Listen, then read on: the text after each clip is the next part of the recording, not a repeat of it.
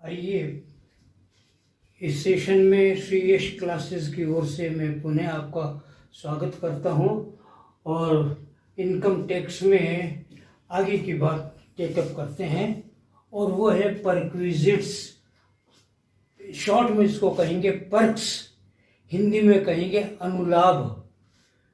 अर्थात परक्विजिट्स का मतलब क्या हुआ कि कंपनी की ओर से या नियोक्ता की ओर से उसके कर्मचारियों को जो सुविधाएं दी जाती हैं, उन सुविधाओं का मूल्य हम किस प्रकार ज्ञात कर सकते हैं और वो मूल्य कितना बनता है जिसे इनकम टैक्स में की कैलकुलेशन के लिए जोड़ा जाना चाहिए। उन्हें ही हम परक्विजिट्स कहते हैं। और उन अलग अलग तरह के परक्विजिट्स में से आज हम पहला और वेरी इंपॉर्टेंट परक्विजिट को ले रहे हैं, that is valuation of rent free accommodation. किराए से मुक्त आवास की सुविधा का मूल्यांकन।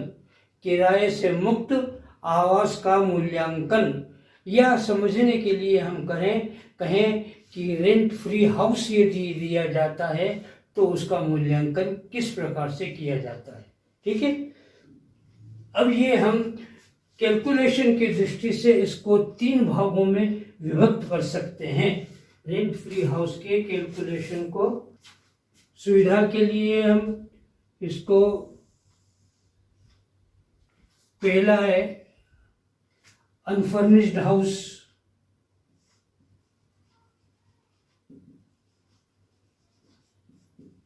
सुसज्जित मकान। दूसरा फर्निश्ड हाउस,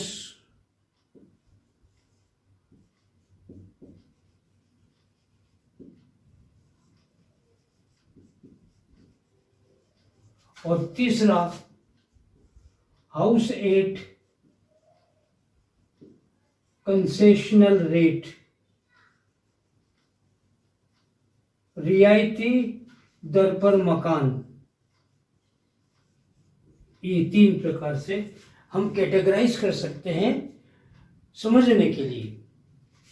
और यदि हम यूँ कहें कि पहला अनफर्निश्ड हाउस के कैलकुलेशन को हम समझ जाएं अच्छी तरह से, तो फिर दूसरे और तीसरे में फर्निश्ड हाउस में और हाउस एट कंसेशनल रेट में को समझने के लिए बहुत ज़्यादा बात नहीं रहती।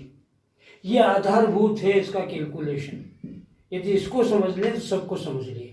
ठीक है, चलें आगे। आइए, हम बात कर रहे हैं केवल अभी अनफर्निश्ड हाउस की। ये सुसज्जित मकान, ये सुसज्जित किसे कहेंगे?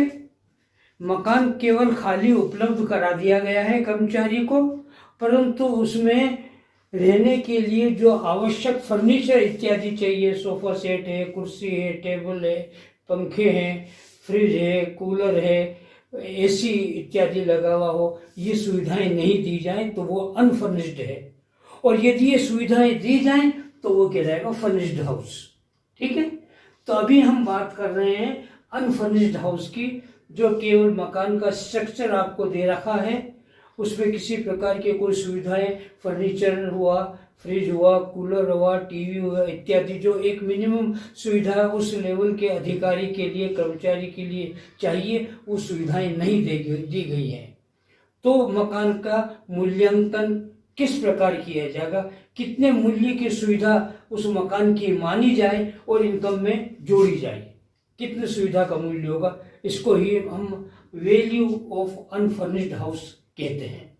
आइए, यदि मकान अनफर्निश्ड दिया गया है तो इसको हम 3 प्रकार से वैल्यूएशन कर सकते हैं। नंबर 1 कैटेगरी, यदि मकान ऐसी जगह स्थित हो जहां की पॉपुलेशन 25 लाख से अधिक हो, when population is more than 25 lakh, 25 lakh से अधिक की पॉपुलेशन हो तो मकान का मूल्यांकन इस प्रकार से किया जाएगा, 50% ऑफ 15% of सैलरी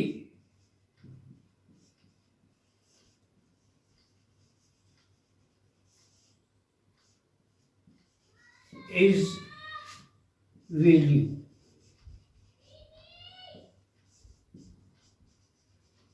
तो मकान का मूल्य होगा वेतन का 15%। यदि पॉपुलेशन 25 लाख से अधिक हो, ऐसे नगर में ये मकान स्थित है, तो सुविधा का मूल्य, मकान का मूल्य कितना माना जाएगा? 15%। वेतन का 15%। Number 2, when population is more than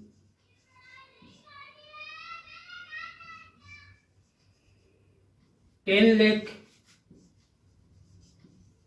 but not more than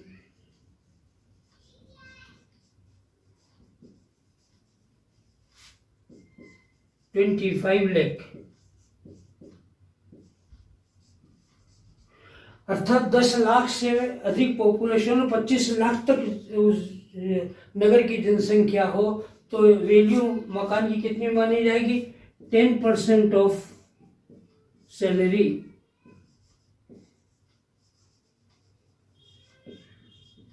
value of house होगी। मकान का मूल्य वेतन का 10% होगा। तीसरी शर्त, यदि पॉपुलेशन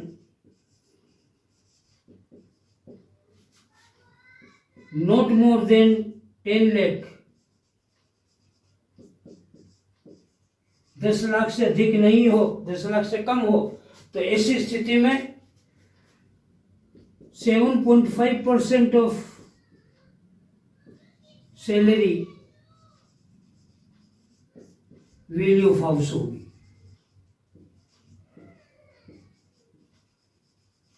ये 3 नियमों के अनुसार होगा। एट ए टाइम कोई एक नियम लागू होगा, या तो फर्स्ट हो या सेकंड हो या थर्ड हो, तीनों एक साथ लागू नहीं हो सकते। ये बात का ध्यान रहे। यदि मकान ऐसी जगह स्थित है जहां पर जनसंख्या 25 लाख से अधिक हो, तो मकान का मूल्य वेतन का 15% माना जाएगा। यदि मकान ऐसी जगह स्थित हो जहां पर पॉपुलेशन 25 लाख से तो कम है परंतु 10 लाख से अधिक है, तो ऐसी स्थिति में मकान का मूल्य वेतन का 10% माना जाएगा। और यदि मकान ऐसे नगर में स्थित है जिसकी पॉपुलेशन 10 लाख या उससे कम है, तो मकान का मूल्य वेतन का 7.5% माना जाएगा। इतनी सुविधा का मूल्य मान करके उसके वेतन में जोड़ देंगे। ये है मकान का मूल्यांकन यदि वो अनफर्निश्ड है तो। अब प्रश्न उठता है कि यदि मकान फर्निश्ड हो तो क्या होगा? ये तो अनफर्निश्ड की बात हो गई। यदि फर्निश्ड होगा तो क्या होगा? तो अब सुनिएगा, यदि मकान फर्निश्ड है, सुसज्जित है, अर्थात मकान में न्यूनतम आवश्यक फर्नीचर इत्यादि की सुविधा उपलब्ध कराई गई है, तो क्या होगा? ऐसी स्थिति में पहले मकान का मूल्य यह मान करके कि ये सुसज्जित है, उसी प्रकार से गणना की जाएगी जैसे कि अभी हमने इन 3 नियमों के अंतर्गत की है। 3 में से कोई एक नियम लागू होगा, उस एक नियम के अनुसार पहले मकान की सुविधा का मूल्य ज्ञात कर लें कि मकान सुसज्जित है। ठीक है, तो पहला काम तो है, फर्स्ट काम, वैल्यू एज पर अनफर्निश्ड हाउस। पहले तो मकान का मूल्य इस प्रकार ज्ञात कर लें जैसे कि सुसज्जित है। यदि याद कर लिया आपने तो फिर उसमें करें प्लस, ऐड करें। क्या ऐड करें?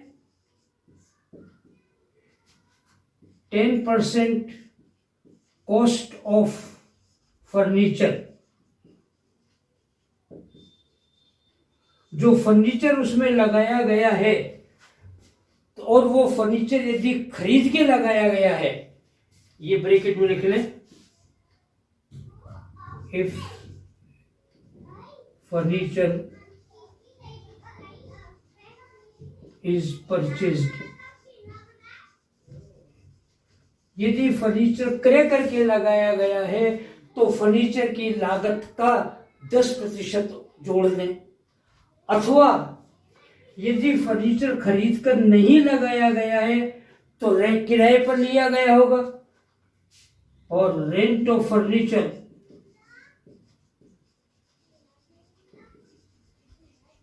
ब्रैकेट में इफ इट इज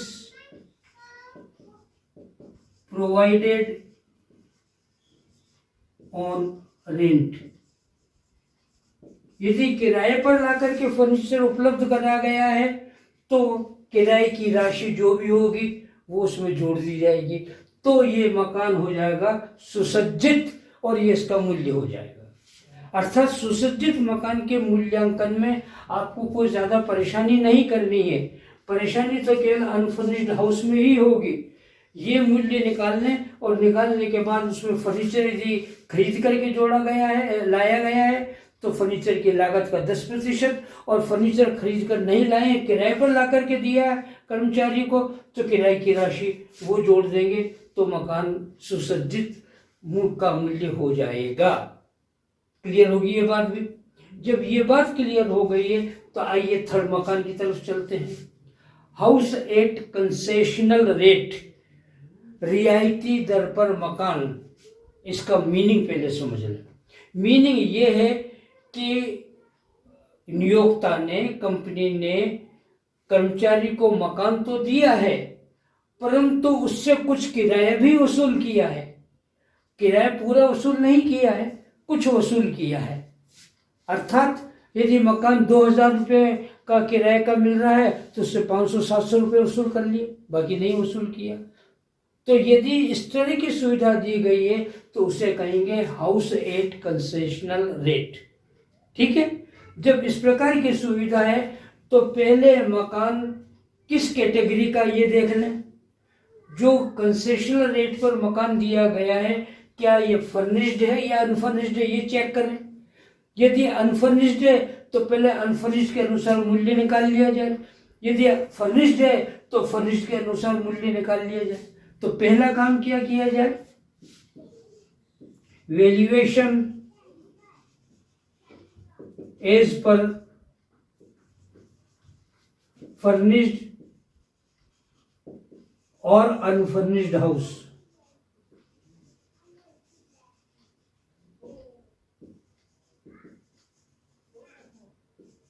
पहले तो उसका मूल्य इस तरह से निकाल लिया जाए, सुसज्जित हो सुसज्जित के अनुसार और असुसज्जित हो तो असुसज्जित के अनुसार, फर्निश्ड के अनुसार हो तो फर्निश्ड, अनफर्निश्ड के अनुसार हो तो उस तरह से मूल्य ज्ञात कर लिया। हो गया ज्ञात? जब वो ज्ञात कर लिया गया है तो फिर दूसरा काम करें, लेस, उसमें से घटाएं amount realised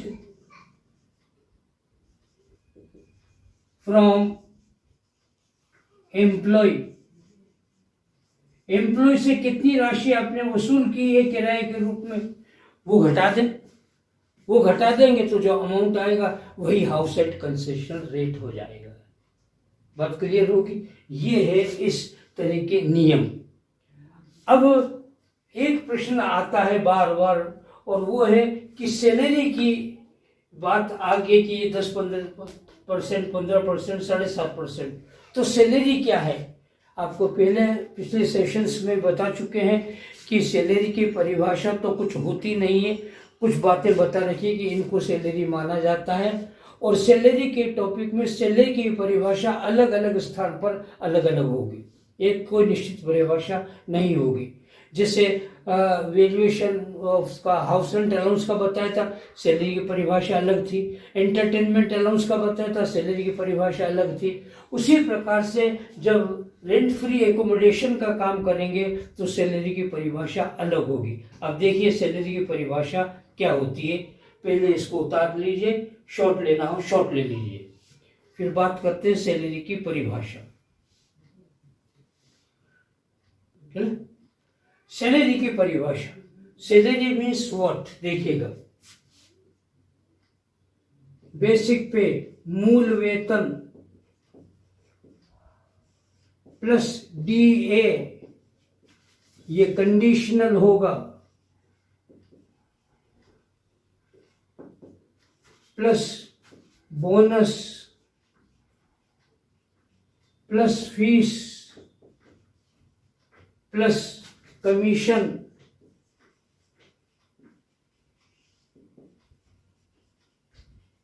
plus all taxable allowances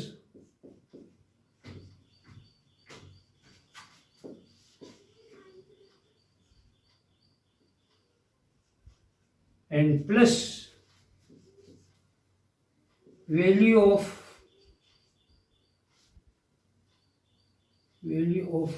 facilities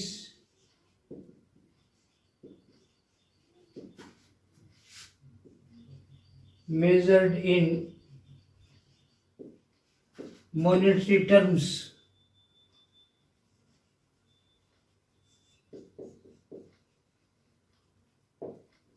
ये परिभाषा है सैलरी की यहाँ इस पर्पज के लिए। मकान के मूल्यांकन के लिए सैलरी की परिभाषा ये होगी, सैलरी मीन्स बेसिक पे, मूल वेतन प्लस DA महंगाई भत्ता, डियरनेस अलाउंस, कंडीशनल सशर्त, सशर्त का मतलब है कि यदि रिटायरमेंट बेनिफिट के लिए DA को शामिल किया जाता है तो यहाँ पर भी DA शामिल होगा, और रिटायरमेंट बेनिफिट के अंतर्गत DA को शामिल नहीं करते हैं तो यहाँ पर भी शामिल नहीं होगा, ये शर्त होगी। Plus bonus plus fees plus commission plus all taxable allowances, वे सभी भत्ते जो कर योग्य हैं, कर मुक्त नहीं, कर योग्य, बताता भी क्या होता है, प्लस और कोई सुविधाएं जिसको मुद्रा के मूल्य में मापा जा सकता हो वो भी जोड़ दी जाएंगी, जिनका मौद्रिक मूल्य होगा सुविधा का। यदि ऐसी कोई सुविधा है जिसका कि मौद्रिक मूल्य हो, मतलब मनी में जिसको माप सकते हो, उसको भी जोड़ दिया जाएगा। ये सब टोटल होगा, वो सैलरी की परिभाषा मानी जाएगी यहां पर इस उद्देश्य के लिए। अब प्रश्न उठता है कि टैक्सेबल अलाउंसेस क्या होता है। देखिएगा, टैक्सेबल अलाउंसेस का मतलब ये हुआ कि जैसे कल हमने देखा था एंटरटेनमेंट अलाउंस,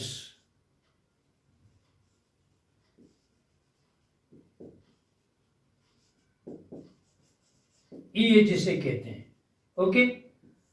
मान लीजिए कि कर्मचारी X है, उसकी सैलरी है और वो है मान लीजिएगा 10,000 रुपये पर मंथ, ये उसे मिल रहा है 500 रुपये पर मंथ, ठीक है।